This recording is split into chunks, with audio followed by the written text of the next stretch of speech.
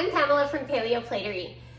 When I started eating AIP, I think there's always a focus on all of the foods that you can't have anymore. You can't have sugar, you can't have dairy, you can't have gluten.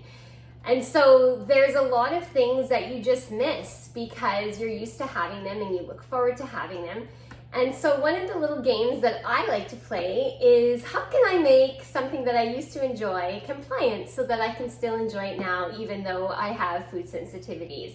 So today I would like to show you how to make a pumpkin spice frappuccino, and it's compliant. And so if you're used to running out and grabbing a frappuccino in a muffin, here's a way that you can still enjoy that treat even if you have some sensitivities or you're dairy or gluten intolerant. And this is a way that you can still enjoy it.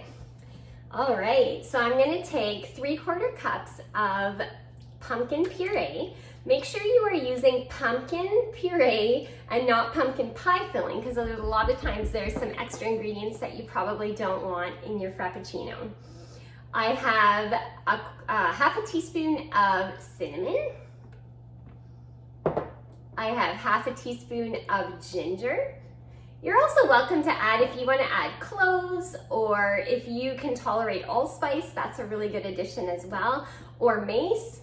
Nutmeg is another good addition, but it is a seed, and so if you are following strict AIP, you want to avoid that, at least until you are farther along so that you may be able to tolerate it. I also have some maple syrup. This is about 2 tablespoons. If you like it a little bit sweeter, then you can add a little bit more. If you don't like it as sweet, you can add a little bit less. You can also use honey, but I do find that the maple gives it a really good flavor.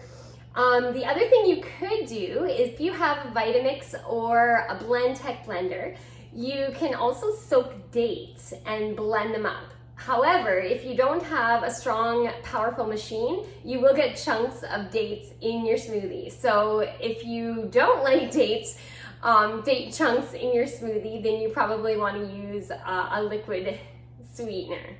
So I'm gonna add that in. I have 1 14-ounce can of coconut milk.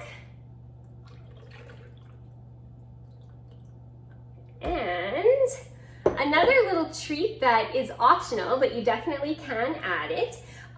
Prairie Oils and Vinegars carries a vanilla balsamic vinegar, and it is fabulous.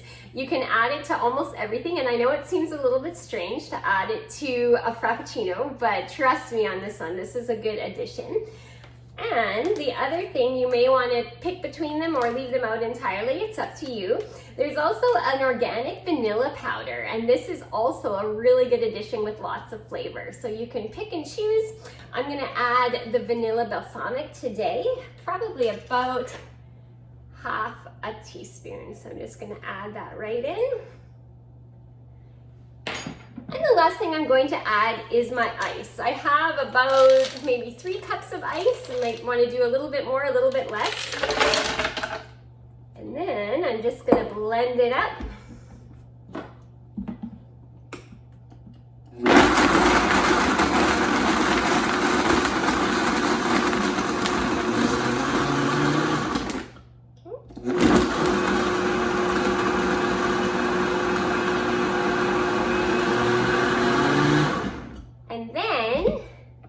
You can pour it into your very own travel cup.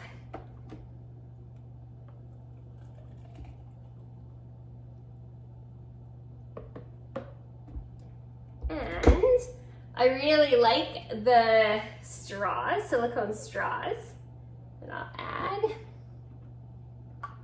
And then you've got your pumpkin spice frappuccino that's completely compliant. And you can have a muffin as well. We have 2 kinds of AIP muffins, which means they're dairy-free, gluten-free, soy-free, almost everything-free, egg-free, nut-free, and they are delicious, very moist and flavorful. So you can still enjoy muffins and a frappuccino, even if you have food sensitivities.